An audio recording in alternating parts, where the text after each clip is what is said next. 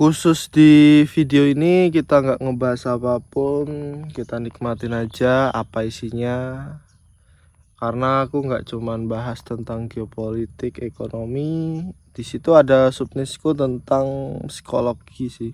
Cuman ya bukan dari teori-teori ya, tapi dari ya dari teori, cuman bukan dari basic orang psikolog. Cuman dari apa yang bisa aku temukan di internet, bahkan kamu juga bisa cari. Oke, tapi hari ini kita nikmatin aja suasana di kebun. Buat yang hiruk pikuk di perkotaan, nikmatin aja. Semoga suara ayam, suara burung kedengeran semua. Oke, taruh mana ya? Ntar.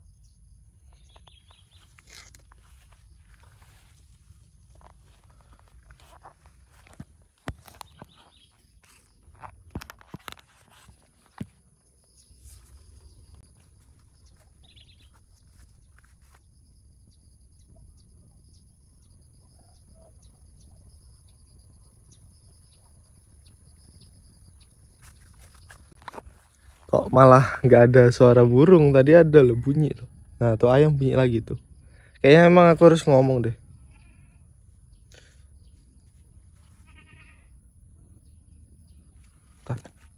Ada suara orang, men. Ada suara orang, men.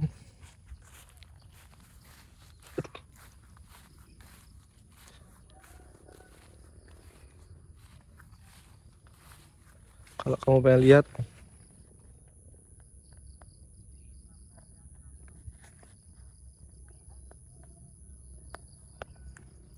dan ya aku hidup di perkampungan, ya udahlah. Jadi nggak jadi nikmatin ya, nikmatin di kebun gimana. Jadi intinya buat siapapun yang lagi berjuang di luar sana, nggak ada yang gampang. Tapi sadar nggak sih, makin kesini tuh kayak burung-burung liar, terus hewan liar lah, makin berkurang, men. Kalau kamu hidup di kota mungkin hampir nggak pernah tahu ya, mungkin burung gereja. Tapi kalau kamu hidup di desa, gimana? Ada komentar nggak soal burung-burung liar yang sering banget bunyi, akhirnya nggak terlalu banyak sekarang? Terus kamu tahu burung tengkek nggak? Aku nyebutnya burung tengkek, nggak tahu di tempat kalian apa namanya ya. Di sini dulu rame banget pasti lewat. Ini masih ada burung yang bunyi.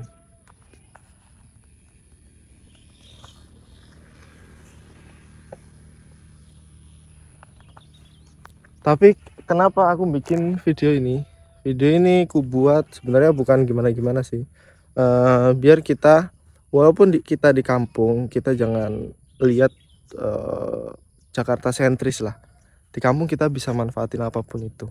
Misal nih, kalau di kampung sekarang kan hampir banyak masyarakat kita tuh punya handphone, punya internet. Jadi kalau kamu di kampung, jangan terlalu manfaatin handphonemu untuk vertikal, dan kali 2 kali 3 jangan terlalu manfaatin itu. Kenapa? Karena kamu lihat aja kasus yang ada di Kamboja, men. Kasus yang ada di Kamboja itu tuh semua tergiur dari tawaran gaji mahal. Aku semalam lihat kontennya Nasi Judge. Dia ngebahas tentang berita yang ada di Kamboja, human trafficking.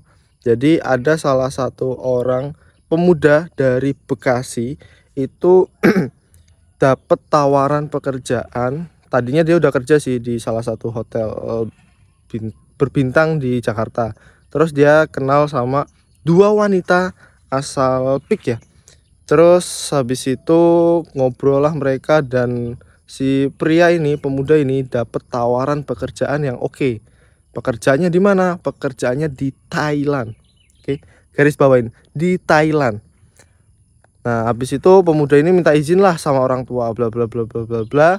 Ternyata orang tuanya nggak ngizinin, tapi pemuda ini ngeyakinin bahwa gajinya lebih baik lah, lebih bagus, dan ini di Thailand, mak.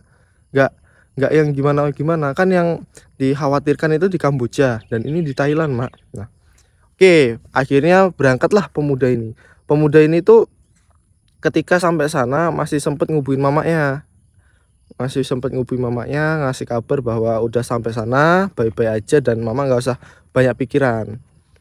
Nah, selama waktu berselang beberapa hari mungkin itu mamanya ditelepon sama temen yang katanya ya temennya si pemuda ini. Namanya Kevin, Kevin kalau nggak salah. Habis itu si Kevin ini tanyain lah bahwa pemuda ini tuh lagi sakit. Bu, pemuda ini lagi sakit. Terus mau tanya Bu, sebelum dilakukan pemeriksaan, pemuda ini tuh punya riwayat gangguan jiwa nggak Bu? Nah, sama si ibu shock dong. Waduh, anakku kenapa sakit? Dijawab aja nggak ada, dia sehat, nggak ada riwayat gangguan jiwa dan lainnya. Oke, habis itu dimatiin. Seminggu berselang, ditelepon lagi bahwa pemuda itu sudah tidak ada. Lalu ada kejanggalan ketika pemuda itu dibawa ke rumah, dibawa pulang dari Thailand. Nah, ternyata ada luka sayatan di daerah perut. Aku lupa ya kanan atau kiri, pokoknya ada luka sayatan yang disinyalir mencurigakan dan bisa jadi itu praktek human trafficking yang ada di Kamboja. Karena ada keterangan bahwa yang menyatakan sakit ini tuh salah satu rumah sakit di Kamboja. Loh, kok bisa? Dia loh izin kerja di Thailand, kok bisa dia sampai Kamboja? Nah, ini banyak yang terjadi, men. Banyak yang terjadi penipuan terutama di Asia Tenggara ya. Nah, yang jadi pertanyaan yang harusnya disorot, kenapa pemuda ini bisa ke sana? Pasti karena iming-iming gaji, oke? Lalu yang harusnya dicari tahu sama pemerintah Indonesia itu tuh dua wanita ini harusnya. Dia penyalurnya, men. Dua wanita ini. Jadi kalau ingin nangkep ke sana kan berarti harus nyari dua wanita ini. Nah, apakah udah dilakuin sama pemerintah kita? Kita tunggu aja beritanya. Ini sebenarnya udah lama sih, berita lama. Cuman kok kayaknya pada ketutup ya. Nggak tahu media kita tuh ya cuma nyari berita yang heboh aja. Berita artis loh di naik-naikin. Padahal hey man, kita juga perlu loh berita untuk sesuatu yang kayak gitu, kita perlu tahu loh. Bahkan menteri, aduh aku lupa sih menteri apa, itu juga bilang bahwa ada beberapa negara yang sangat tidak disarankan kerja ke sana. Salah satunya Kamboja. Ingat sosok yang dikejar sama Ferry Irwandi, dia kan apa namanya ya, nganu situs judul kan, dia jadi affiliate lah, dia akhirnya kabur ke Kamboja. Kalau kamu ingat siapa namanya, komen di bawah ya. Nah, itu iya memang di Kamboja semengerikan itu, men. Di sana tuh tempatnya untuk situs-situs judi kayak gitu. Nah, kalau kamu lagi main yang kali 2, kali 3, kali 4, kemungkinan besar itu tuh awal server utamanya ada di Kamboja. Yang ngejalanin di sana bisa orang-orang kita, orang-orang Indonesia yang terpaksa. Nah, lalu apa efeknya untuk Indonesia? Efeknya untuk Indonesia terutama ya di kalangan anggaplah menengah ke bawah. Karena berita yang sangat beredar itu tuh kalangan menengah ke bawah untuk yang terjerat perjudian. Karena kalau menengah ke atas kayaknya nggak kelihatan deh. Aku rasa mereka pun masih main yang menengah ke atas. Cuman yang selalu jadi problem, yang selalu jadi berita hangat itu tuh pasti yang menengah ke bawah. Aku shoot di luar dan nggak peduli ada suara apapun, aku tetap ngomong aja. Ya nggak tahu faktor apa. Cuman kalau menengah ke bawah biasanya mereka belum bisa ngendaliin emosinya. Ya nggak menutup kemungkinan menengah ke atas juga. Tapi kalau menengah ke bawah, duit mereka tuh sebenarnya duit buat makan, men. Mungkin itu yang lebih kerasa. Nah, kalau banyak perjudian, duit habis, dia nggak bisa apa-apa, apa yang bisa mereka lakuin? Yang bisa mereka lakuin, mentok ngelakuin tindakan yang melanggar hukum, semisal mencuri. Di daerahku, di Taman Sari, lagi rame banget kasus pencurian motor. Dulu pernah kasus pencurian hewan ternak, sekarang kasus pencurian motor. Nah, kenapa kasus pencurian motor naik. Dan kenapa? Hanya di momen-momen tertentu. Misal ketika mau lebaran pasti kasus pencurian motor naik, dan itu polisi pun tahu. Tapi nggak apa ya, kurang bisa ditangani lah. Buktinya masih banyak di komplekku ya. Di komplekku tuh ada satu, bukan di kompleks sih, di desa lah, 1, 2, 3, ada 3 kasus pencurian motor hanya dalam waktu 1 minggu. Hanya dalam waktu 1 minggu.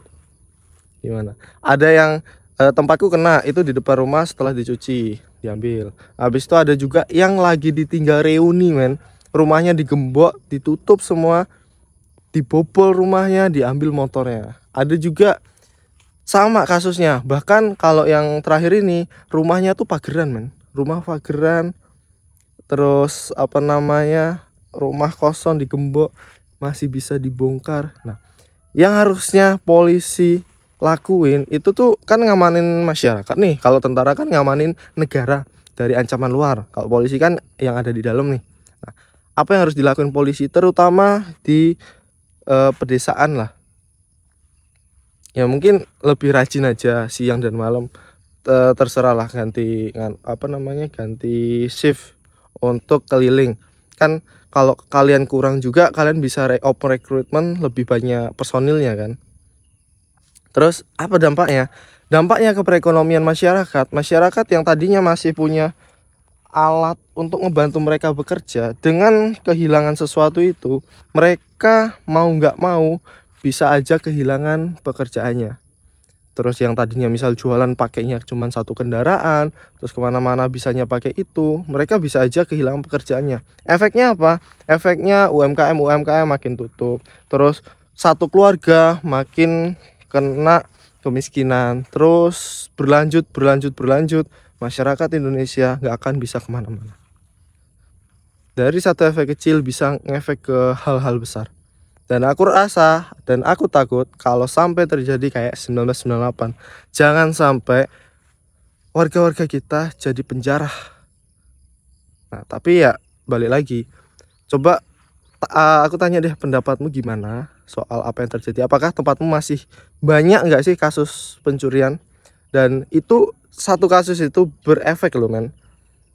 Karena apa-apa makin mahal, terus karena pendapatan nggak seimbang dengan itu, kita nggak kerja, sekarang kita udah pusing karena uang kita kegerus. Terus kalau kita kerja gaji kita cuma segitu, terus yang mau dibeli pun tetap naik, men.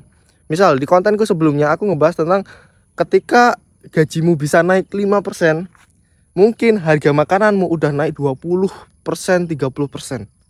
Terus apakah seimbang? Kita pelan-pelan dimiskinkan. Jadi kata-kata Timothy Ronald tentang gak ada tuh kelas menengah, bisa aja terjadi mungkin dalam beberapa tahun ke depan. Adanya kelas atas dan kelas bawah. Nah, tinggal kamu mau milih di kelas mana. Tonton videoku yang lain biar kamu belajar dan biar kamu bisa dapet apa yang harus kamu lakuin lah. Dan share kalau emang video itu berguna. Jangan lupa subscribe, like, dan komentar di bawah. Mari kita diskusi. Bye-bye.